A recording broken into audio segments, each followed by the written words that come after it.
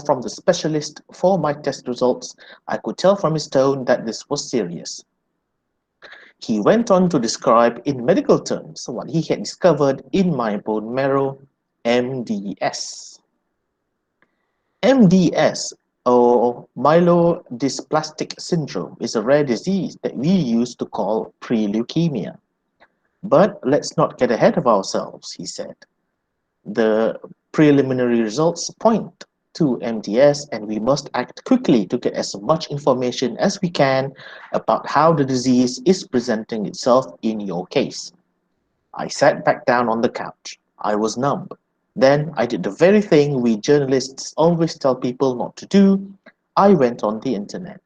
Maybe I was just hitting all the wrong pages, but I was reading scary fact after scary fact about the prognosis and survivability. I was alone and started crying hysterically. Okay, jadi minggu lepas kita dah baca sampai sini, ya, dan cikgu dah highlight beberapa maksud perkataan-perkataan yang yang kita jarang jumpa seperti prognosis, ya, sindrom, leukemia, benda apa kan. Sambung ya. I'm glad I waited until the next day to share the diagnosis with Amber. I was calmer and I'd had time to sit with the news. She hugged me and I felt so grateful knowing that whatever was ahead of me, I wouldn't have to go through it alone. I pride myself on being strong for other people. It's a gift to have someone in my life who has shown again and again that she is more than capable of sharing any load I have to bear. The next morning, it was back to work, except that after the show, I had plans to meet Amber and have a follow-up appointment with the MDS specialist. So, myelodysplastic syndrome, what's that?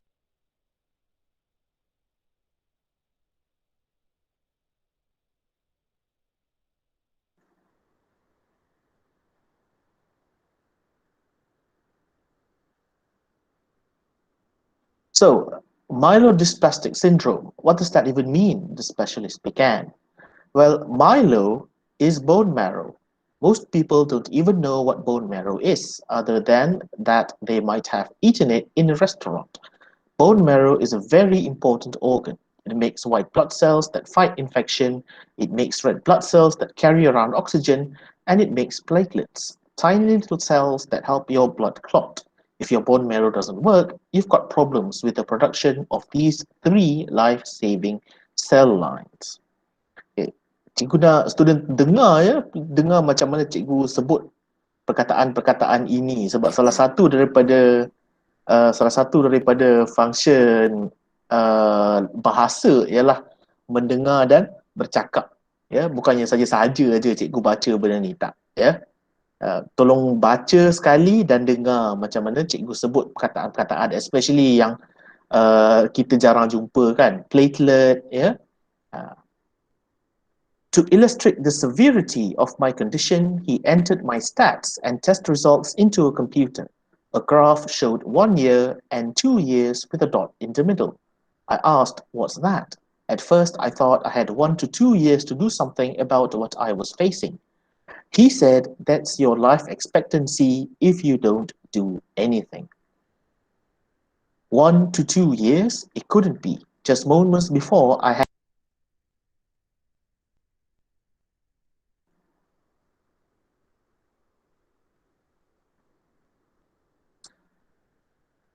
had been with my colleagues, celebrating a victory that had been years in the making. Once it sunk in, though, I kicked into warrior mode. I leaned forward and slapped my fist on his desk and said, okay, what do we do? The only possible cure is a bone marrow transplant.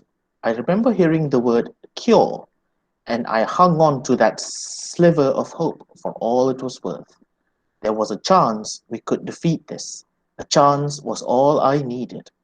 After the appointment, I digested the news. I had less than 2 years to live if I didn't have a transplant. In order to have a transplant, I would need to find a near-perfect match. I had no idea what that would entail. I didn't have much time to sit with the news of my diagnosis. I needed to change my clothes to attend the wake of the dear mother of my friend. I wasn't the only one on an emotional roller coaster that day. I mean, truly, we've all got something.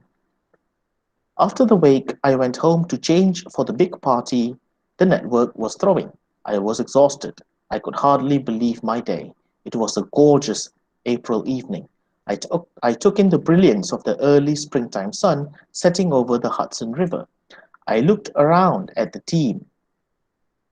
It wasn't how I had imagined it, sitting secretly with my heartbreaking news, but I prayed it was for every one of them. And I could say that I truly enjoyed the journey, because if I had saved all my joy for the destination, I would have missed it. We are all so focused on getting there, but a lot of times there ends up feeling different than you expected. I was thankful for the opportunity to have lived long enough to see that special moment. Then I quietly left the party. Okay, jadi ini ialah satu cerita ya tentang uh, seorang selebriti ya, seorang selebriti. Ini ialah cerita tentang seorang selebriti yang dapat tahu bahawa dia ada satu penyakit ya, penyakit yang berkaitan dengan bone marrow. Apa dia bone marrow kelas? What is bone marrow? Bone maksudnya tulang, tapi marrow tu apa dia? Ada idea tak? Bone marrow. Any ideas? Kelas. Apa dia bone marrow?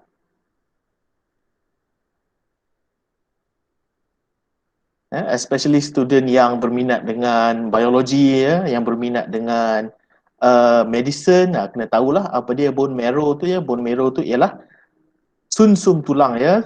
Dia ialah sumsum tulang. Dia ialah liquid yang ada dekat dalam tulang kamu tu ya. Itu ialah bone marrow. Jadi selebriti ini dia ada penyakit ya, Milo Dysplastic syndrome, dan dia cerita macam mana dia dapat tahu apa yang berlaku semasa dia diberitahu dan apa yang berlaku. Ya betul lah untuk dia menghasilkan dalam dia kata dekat dalam ni darah kita dia ada 3 komponen kan. Dia ada white blood cell, red blood cell dengan platelet ya. Dekat perenggan 4 ni dia beritahu. Jadi ketiga-tiga itu dihasilkan oleh kamu punya bone marrow lah, dihasilkan oleh sumsum tulang kamu. Jadi dan penyakit yang dia dapati ini dia penyakit sumsum tulang itu. Alright, jom kita tengok soalan nombor 1 dah buat, nombor 2 dah buat. Jom kita tengok soalan nombor 3. In paragraph 3, how does the writer describe her meeting with Amber? Paragraph 3 ya, dekat sini ya. Paragraph 3. A. Amber was willing to share the load. B. The writer had time to digest the diagnosis. C. The writer met Amber before going to work. And D. The writer felt thankful for Amber's support and presence. So, dia punya key dia dekat sini ialah in paragraph 3 lah. Sebab kalau student faham apa yang kita baca tadi, sebenarnya empat-empat ni mungkin betul, tetapi yang mana satu berlaku di paragraf 3.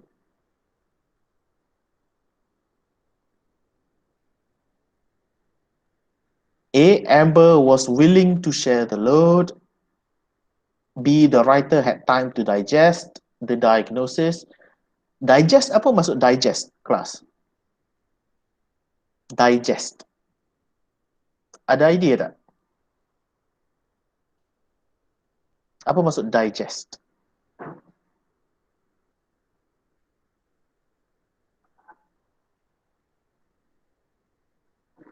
Apa maksud digest? Ya, hadam ya, hadam, menghadam, penghadaman. Tetapi kalau dalam konteks jawapan ini ya, kalau dalam konteks jawapan ini dia bukannya hadam as in benda tu dalam perut dia, tetapi maksudnya dia dah ada dia ada masa untuk terima berita yang sangat teruk itu, dan dia ada masa untuk dia faham, dia ada masa untuk dia tenang lah kan, dia masih lagi, dia bukannya masih lagi dalam panik. Itu maksudnya ya, digest the diagnosis, ya, menerima dan memahami, mencerna, ya, menghadam diagnosis itu. So how does the writer describe her meeting with Amber?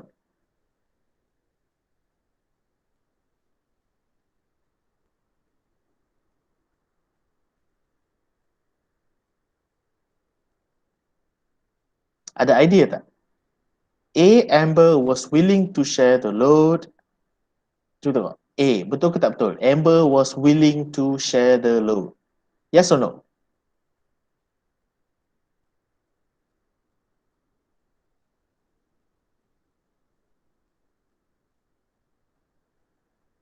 Apa maksudnya share the load? Share the load ni maksudnya berkongsi beban, ya. Load itu maksudnya beban, share maksudnya kongsi. Jadi dia kata dekat situ Amber sudi untuk, ya, willing maksudnya sudi, Amber sudi untuk berkongsi beban. Betul atau salah? Ikut perenggan 3.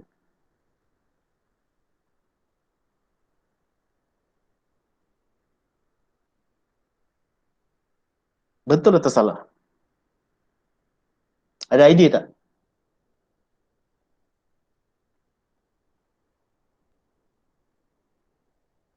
Kenapa kata salah? Apa pemikiran di belakang salah kod tu?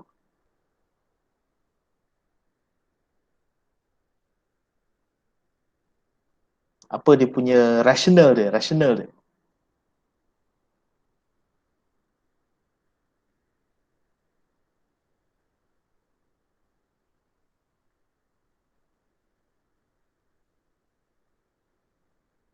Sekarang ni kalau kamu nak tahu betul ke salah, kamu kena fikirlah apa beban yang nak dikongsi itu.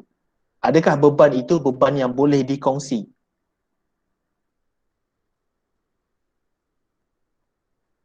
Ya, setengah beban tak boleh dikongsi. Jadi apakah beban yang dihadapi oleh penulis?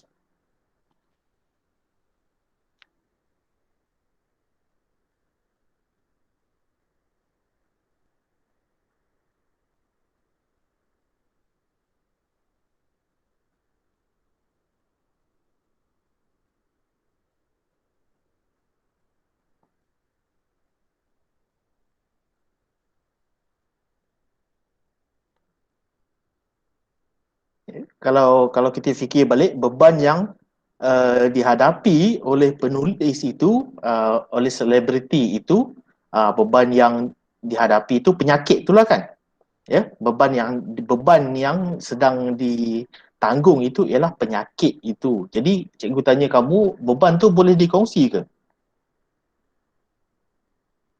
Adakah beban satu penyakit itu sesuatu yang kita boleh kongsikan kepada orang lain? Tak boleh, ya. Tidak boleh. Jadi walaupun kawan dia sanggup, sanggup. Memanglah dia ada tulis kat situ kan. Kita keliru sebab dia ada tulis dekat situ, dekat peringkat 3 ni. I felt grateful knowing that whatever was ahead of me, I wouldn't have to go through it alone. Dia kata apa-apa saja yang akan berlaku selepas ini, dia tak payah lalui berseorangan. Tetapi penyakit bukanlah sesuatu yang kita boleh kongsikan. Jadi salah. B. The writer had time to digest the diagnosis. Ya, penulis ada masa untuk mencerna diagnosis itu, mencerna berita penyakit itu. Betul atau salah?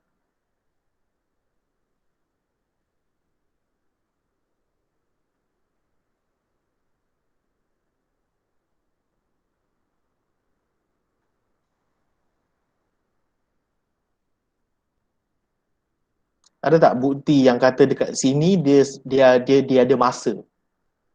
Ada tak?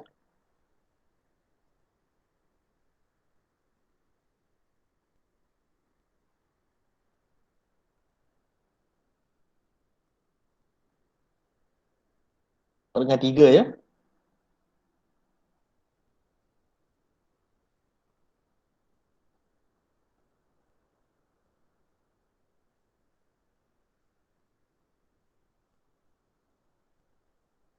Any ideas? Kamu baca dekat sini. I'm glad I waited until the next day. Dia kata dia berasa lega dia menunggu ke hari yang seterusnya to share the diagnosis with Amber. Ditunggu keesokan harinya baru dia bagi tahu berita itu kepada Amber. Dia kata I was calmer, saya berasa lebih tenang, and ni line dia. I had time to sit with the news. To sit with, frasa time to sit with. Masa untuk kalau kita translate dia, maksud dia ialah dia dah mengambil masa untuk duduk dengan berita itu. Tetapi of course lah, itu bukannya literal. Maksudnya dekat situ ialah dia ada masa untuk fikir dan terima dan buatlah apa yang dia perlu buat untuk memahami dan menerima berita itu. Jadi kalau kita tengok, dia sama maksudnya dengan digest.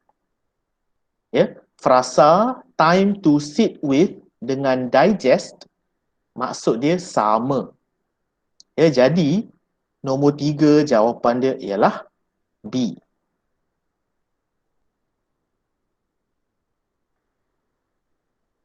Jawapan dia ialah B. Sebab ada I had time to sit with the news.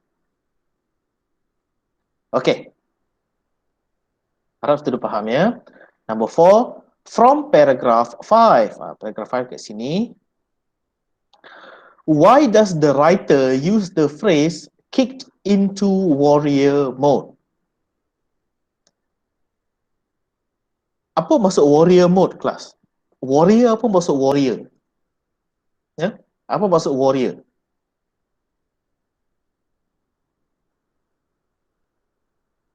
Ada idea tak? Warrior.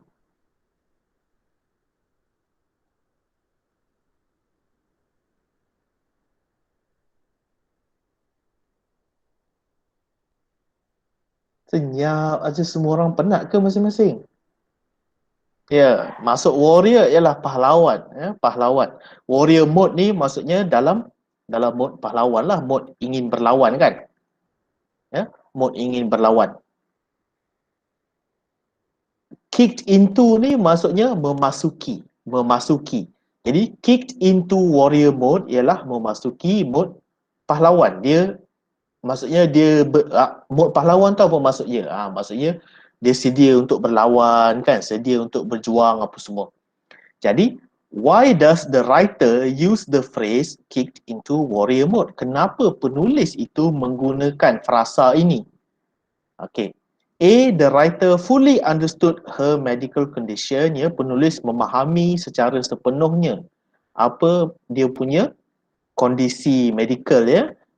B, the writer realizes the seriousness of her condition.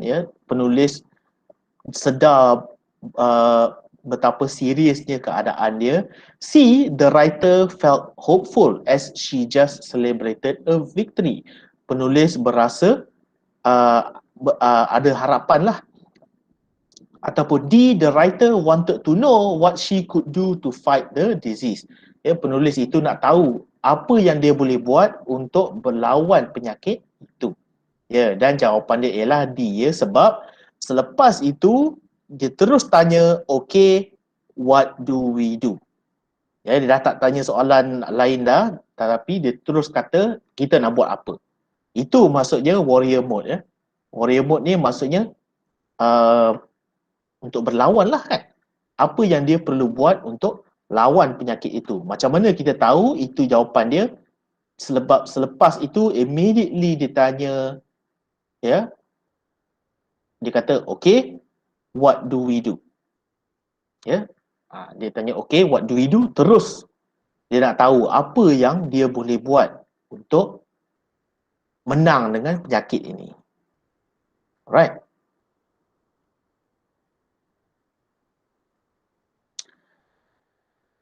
Number 5, what effect did mentioning the only possible cure have?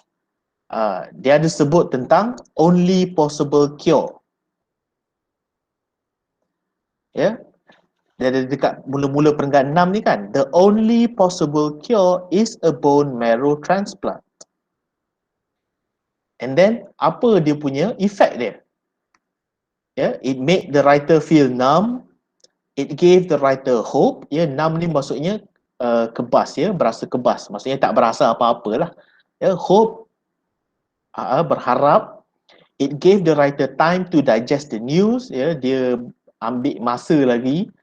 Or D, the writer was able to find a bone marrow donor. Maksudnya penulis dah berjumpa dengan seorang penderma tulang sumsum. Jadi mana jawapan dia? Kan dia sebut kat sini the only possible cure is a bone marrow transplant. Ya, possible cure. I remember hearing that word cure and I hung on to that sliver of hope. Ni dia punya jawapan dia, ya. Hung on to that sliver of hope. Ya, maksudnya dia jumpa dengan doktor tu bagi tahu bahawa satu-satunya cara nak pulih daripada penyakit itu ialah dengan bone marrow transplant. Ya, dia perpindahan tulang sumsum. Maksudnya orang kena derma tulang sumsum untuk ganti tulang sumsum dia yang berpenyakit itulah. Okay, and then bila dia kata I remember hearing that word cure, ya, dia dengar, sebaik saja dia dengar perkataan cure, ya, cure maksudnya ubat lah. I hung on to that sliver of hope. Dia walaupun harapan itu sangat sedikit, sliver, ya, sliver ni maksudnya sedikit sahaja.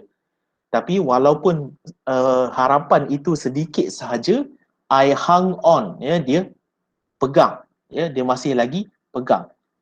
Jadi yang mana satu jawapan dia? Numb, hope, time ataupun able to find. Mana yang ada perkataan dalam jawapan tu?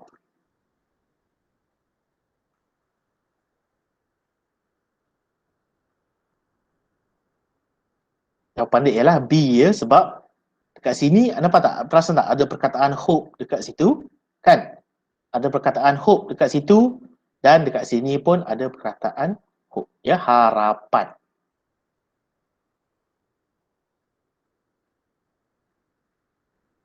Jadi inilah cara untuk menjawab soalan macam ni, ya.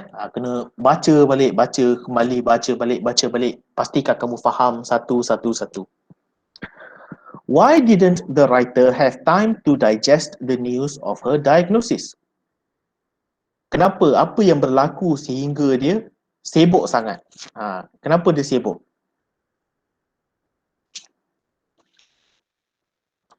A. She had to attend the wake of her friend's mother.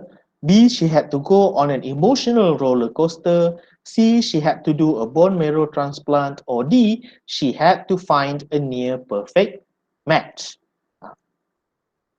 Apa yang penulis itu buat yang menyebabkan dia sangat-sangat sibuk sehingga dia nak fikir tentang penyakit tu pun dia tak ada masa? Ada tak jawapan dia?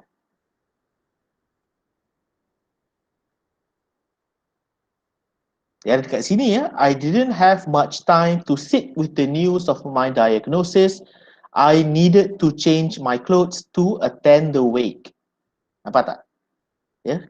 Dia tak ada banyak masa untuk fikir tentang penyakit dia tu. Kerana attend the wake of the dear mother of my friend. Apa maksud wake, kelas? Attend tu maksudnya hadirkan. Hadir, menghadiri. Wake, apa maksud wake? Siapa yang tahu? Ada tak yang tahu? Dia ialah sesuatu yang kamu kena hadir. Apa dia tu? Wake. Cuba Google. Ada idea tak? Apa maksud wake?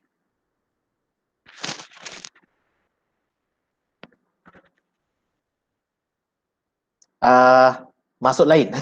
Masuk lain ya, bukan bangun. Masuk lain. Dia ada lagi satu masuk. Cuba cari. Dia ialah sesuatu yang kamu hadiri. Ke bukan? Bangun atau sedar itu ialah verb kan? Yang ini ialah noun. Apa dia? Wake. Dia ialah sesuatu yang kamu hadiri. Dia macam sebuah majlis. Majlis apa?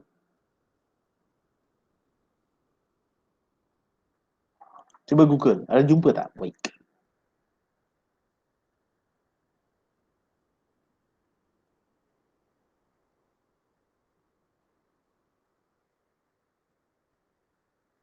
Ada jumpa tak?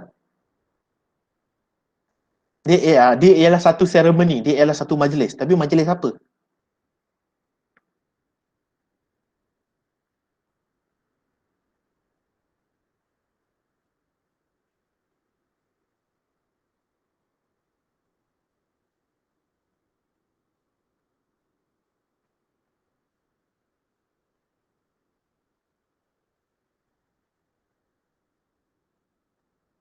Ya, pengebumian ya, pengebumian. Ya, wake itu ialah pengebumian. Tetapi dia sebenarnya kalau pengebumian dia namanya burial ya, burial. Burial tu pengebumian.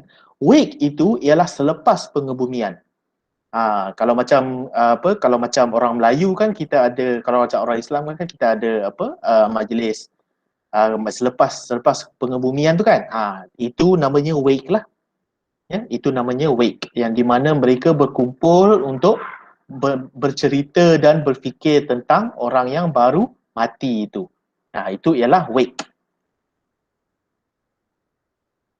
Jadi dia kata dia tak ada masa untuk fikir tentang diagnosis dia, sebab selepas itu dia kena attend the wake of the dear mother of my friend. Ya, sebab selepas saja dia pergi balik daripada hospital itu, she had to attend the wake of her friend's mother. Jadi jawapan dia ialah A. Jadi tetapi masalah je ialah kalau kamu tak faham apa maksud wake kan, kalau kamu tak faham apa maksud wake, susahlah untuk kamu menjawab soalan macam itu. Sementara kamu ada peluang, cuba ingat masuk perkataan-perkataan seperti itu ya. Alright, how did the writer feel in the last paragraph? The last paragraph.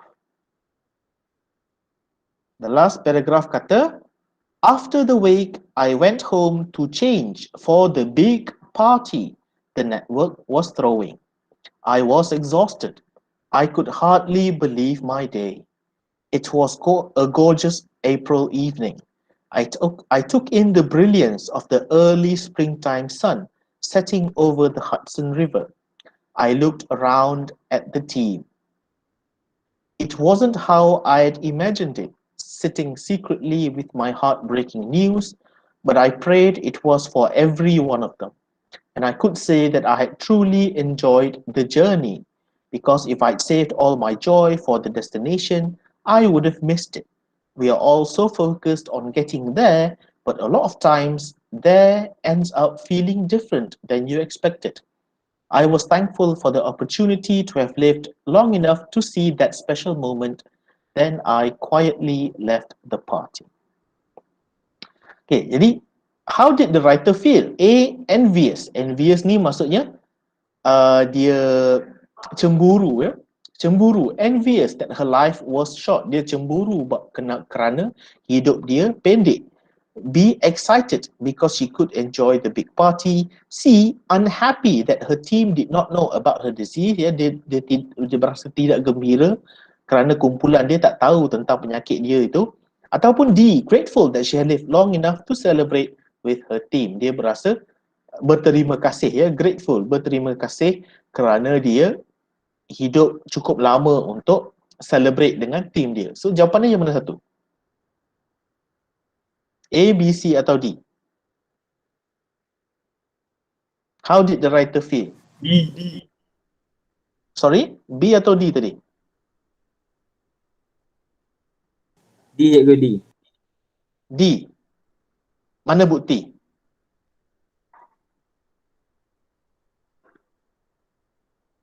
Kenapa kata D? Najihah pun sama. Kenapa kata D?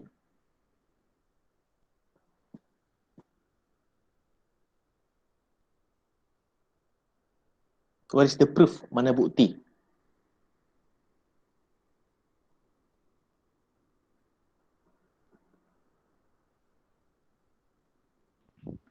Yang dekat second last. Line second last. Baca je. Oh, baca je, okay. I was thankful for the opportunity to have lived long enough to see the special moments. Okay, apa perkataan yang menunjukkan bahawa dia ialah bukti maksud tu? Opportunity to have Opportunity lived. maksudnya peluang So jawapannya apa? D.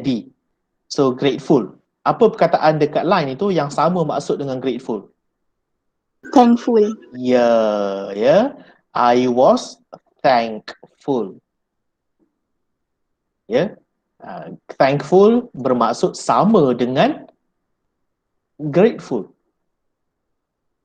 Berterima kasih. Jadi jawapan dia ialah D. Sebenarnya nak menjawab macam tu je, kan? Dia sebenarnya menjawab macam tu saja. Dia Dia tengok macam jawapan dia ni sebab maksud sama. Tetapi macam yang cikgu cakap tadi lah, kalau kita tak tahu apa maksud perkataan itu, kita tak boleh kata maksud perkataan itu sama. So make sure ya. Kalau kamu ni cikgu beritahu sekarang lah, kalau kamu jumpa perkataan yang kamu tak pernah jumpa ataupun perkataan yang kamu tak tahu maksud dia, kemudian cikgu beritahu apa maksud dia, tulis somewhere.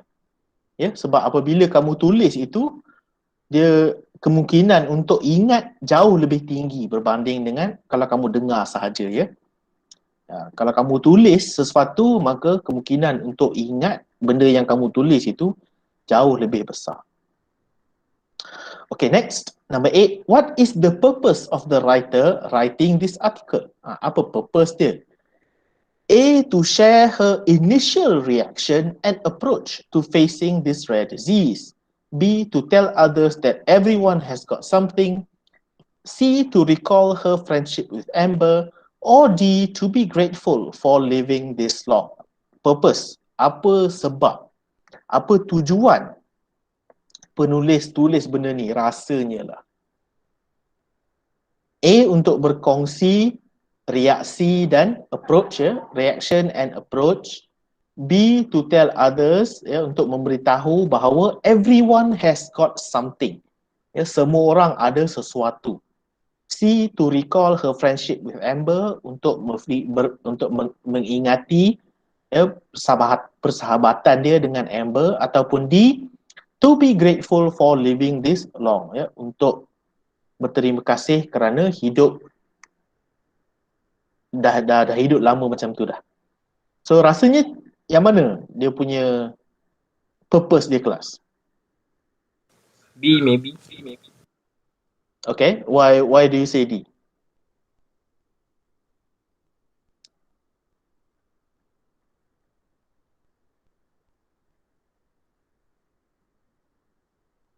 Kerana dia berterima kasih. Sebab dia dekat bahagian last cerita tu kan. Ya, biasanya kalau kita nak tahu apakah goal ataupun kalau kita nak tahu cerita tu tentang apa, biasanya kita nak kena tunggu sampai hujung sekali baru kita tahu, betul tak? Kan? Jadi dekat hujung tu dia kata I was thankful. Jadi jawapan dia ialah D. Ya.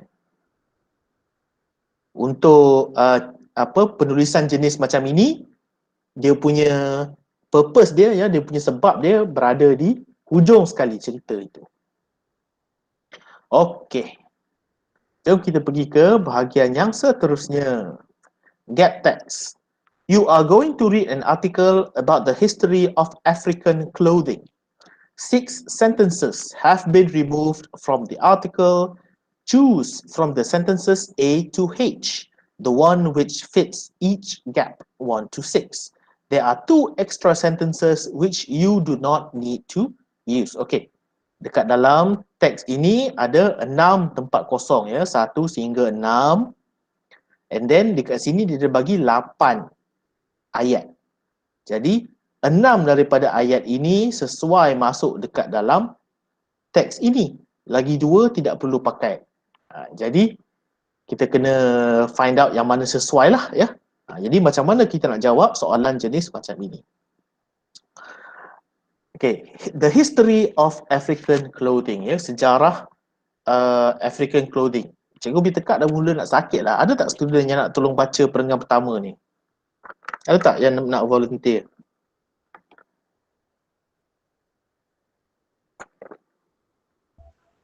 Kalau saya cikgu boleh. Okay, go ahead.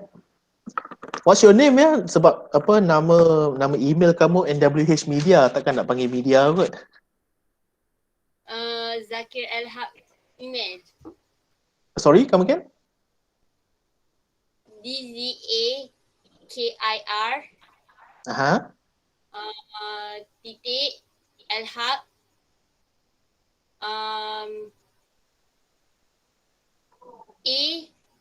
yang untuk email tu, lepas tu gmail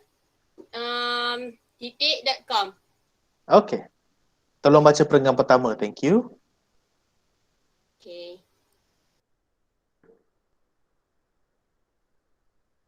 As the world second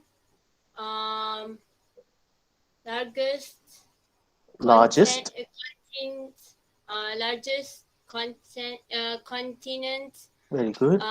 It is difficult to define what people in very different Every different African country were in a single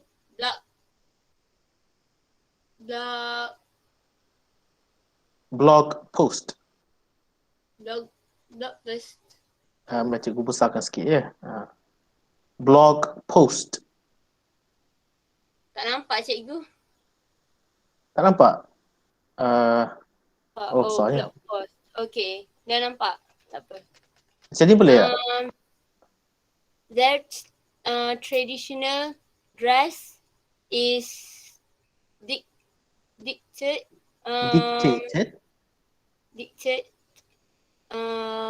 to as much by the climate in which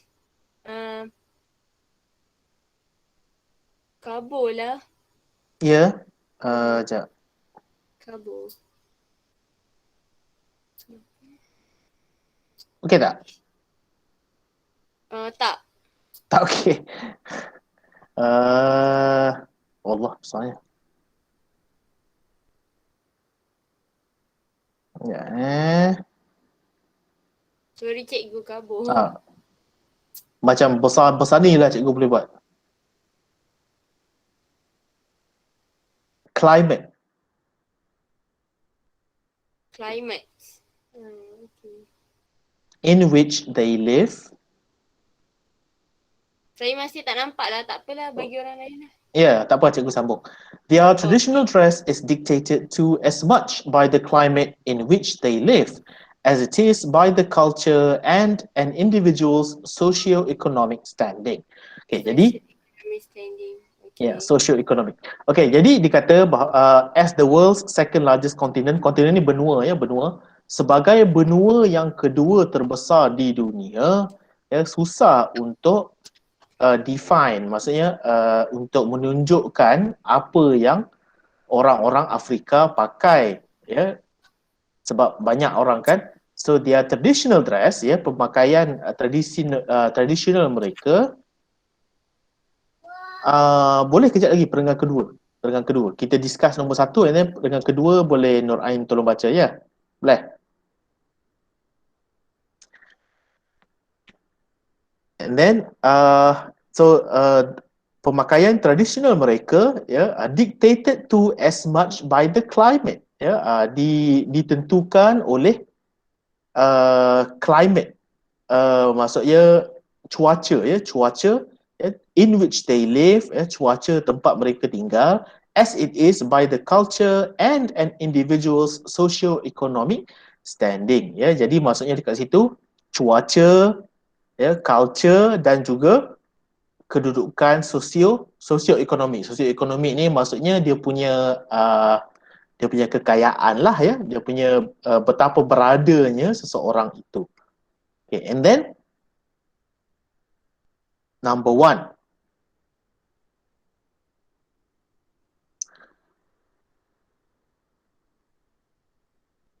apa yang sesuai letak sebagai permulaan kepada perenggan kedua. Dia ialah persambungan antara yang ini dengan perenggan pertama dan juga perenggan kedua, kan?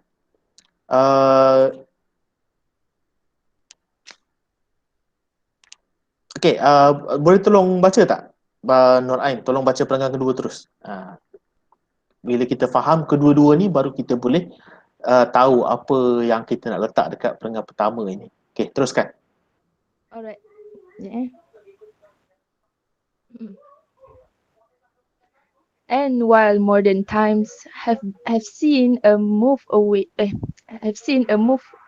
from the traditional dress for many of these peoples, there is still importance in learning more about it and how it informs the culture of the people who wore it. What follows is an exploration of the history of clothing in Africa and some noteworthy examples of the traditional dress worn in such countries as Zimbabwe, Ethiopia, and Madagascar. Okay, very good. Alright, jadi dekat dalam perenggan kedua, dia tulis, and while modern times have seen a move away from the traditional dress for many of these people, there is still importance in learning more about it and how it informs the culture of the people who wore it.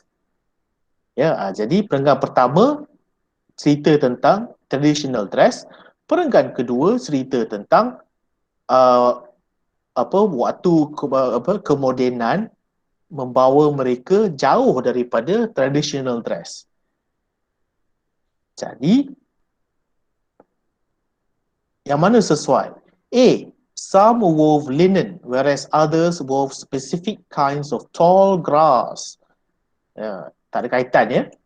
Ada yang dikata dekat sini, ada yang wove. Wove ni maksudnya menjahit lah, menjahit menggunakan linen.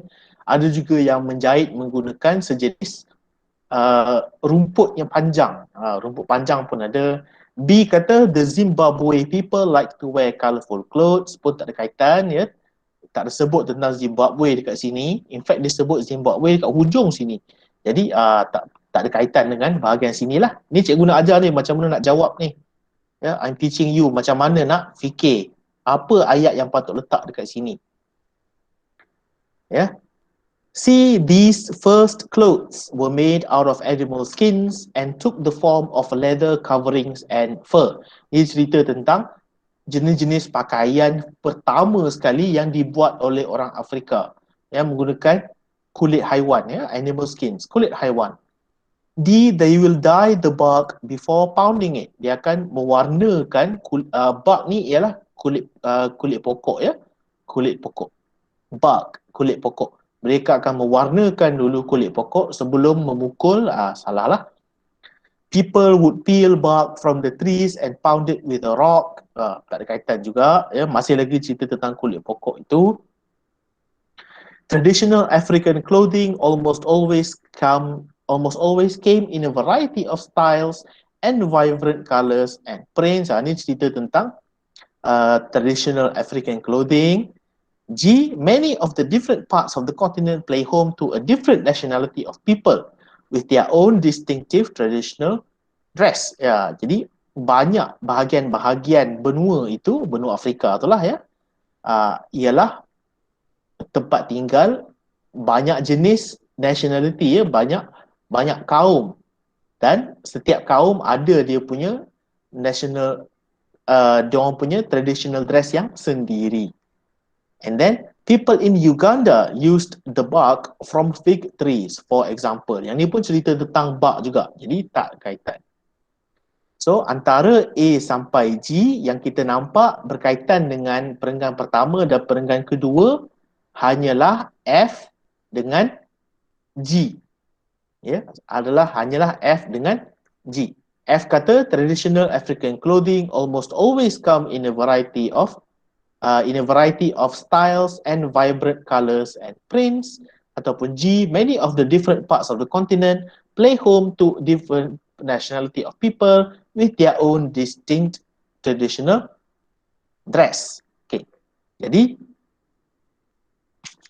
jom kita tengok yang mana sesuai dengan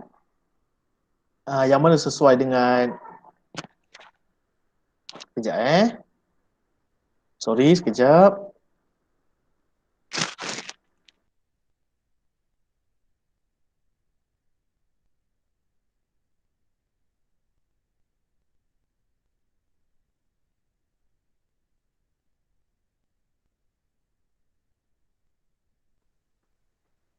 Okay, sorry tuan-tuan. Ada gangguan sikit ya. Okay. Jadi dekat ayat pertama selepas dekat dalam ayat selepas ayat yang dia nak kita cari ni ya. And while modern times have seen a move away from the traditional dress for many of these people. Nampak tak ada perkataan these people? Ya, itu ialah plural. Ya, maksudnya these people, kaum-kaum ataupun puak-puak ini.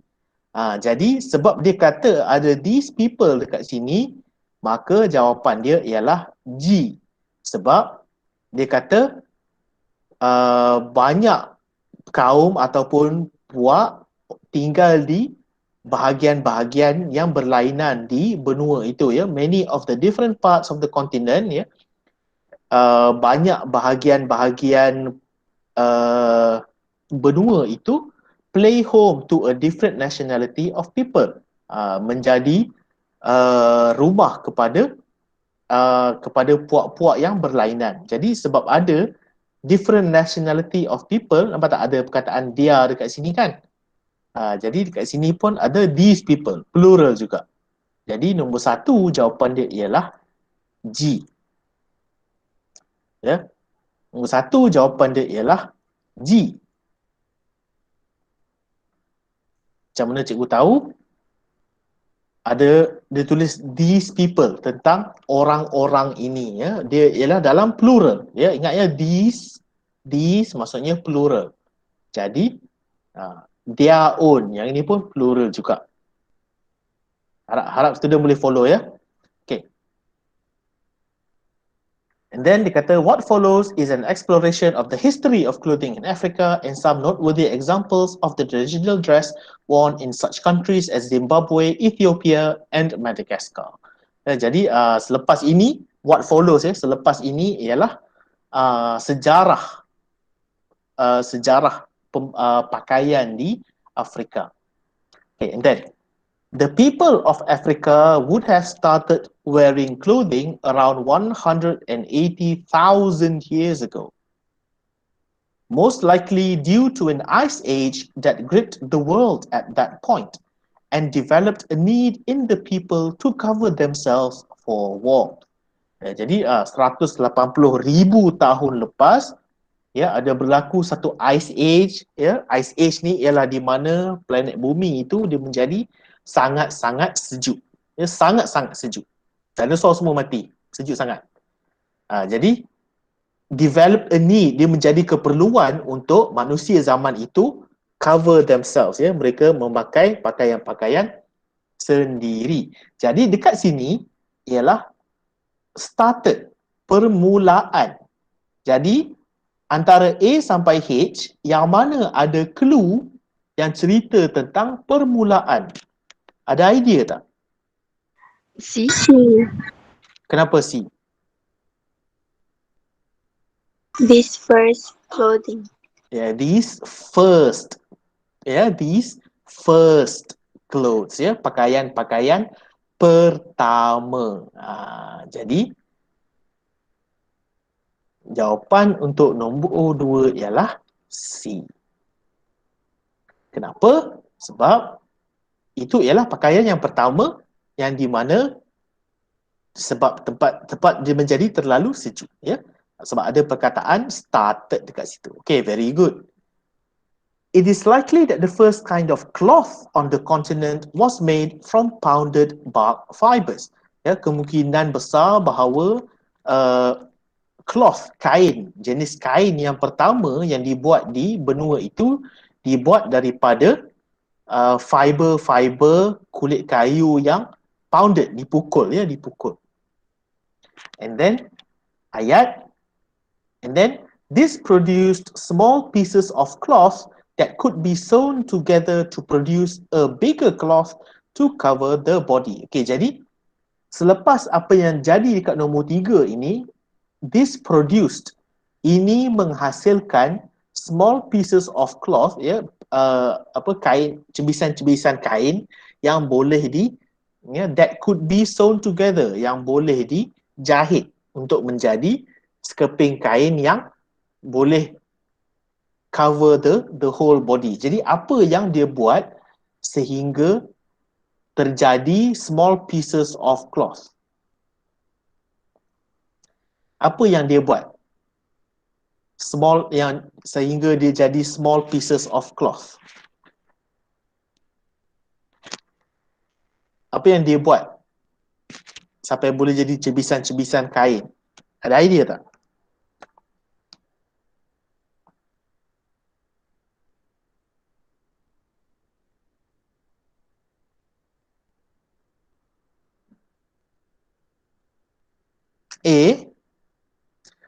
Some wove linen. Ini linen ni dan juga tall grass ini sebenarnya dia tak ada kaitan dengan ini, sebab dia dah cerita dah bahawa dibuat daripada kulit kayu. Nampak tak? Dia dibuat daripada kulit kayu. Dia dah bagi tahu dah dia dibuat daripada kulit kayu. Jadi nombor 3 ni takkan dia cerita tentang benda lain pula. Dia mesti cerita tentang kulit kayu juga. Tetapi apa yang dia buat dengan kulit kayu itu sehingga dia menjadi seperti kain?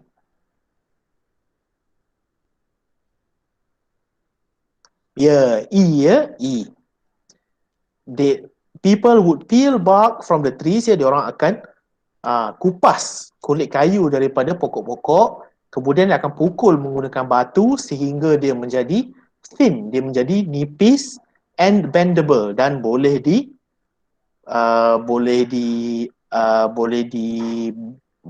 bend lah, boleh di putar-putar kan.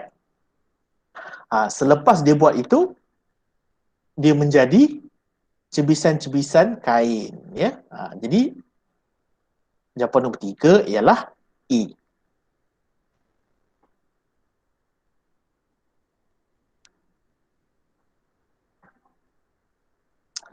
Alright, this was a widely used practice, and different regions made use of different trees for the bark. Ya, ini menjadi sesuatu yang digunakan oleh ramai orang, ya, widely used practice. Ya, digunakan oleh ramai orang, dan different regions, kawasan-kawasan yang berlainan menggunakan pokok yang berlainan. Okey. Yang mana berkaitan, ayat yang mana berkaitan dengan kawasan dan pokok yang berlainan? Yang mana jawapan yang berkaitan dengan kawasan dan pokok yang berlainan? Dia dah tulis dah dekat situ kan? Different regions, kawasan-kawasan berlainan, made use of different trees, menggunakan pokok-pokok yang berlainan. Yang mana satu?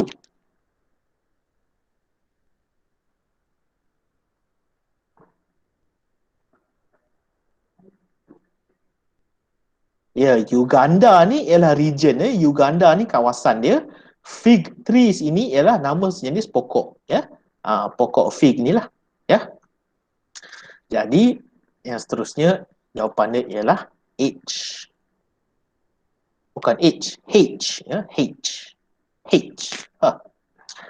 Eventually, they began to dye the bark fiber cloth to produce patterns on it, giving birth to the renowned tradition of vibrant colors and patterns in traditional clothing in almost every part of America.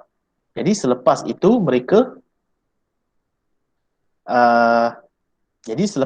mereka menggunakan dye, ya, mereka mewarnakan. Okay, eventually, ya, by 2000 BC. Okay, kelas. 2000 BC. Apa maksud BC? Bila dia kata 2000 BC, apa maksud BC?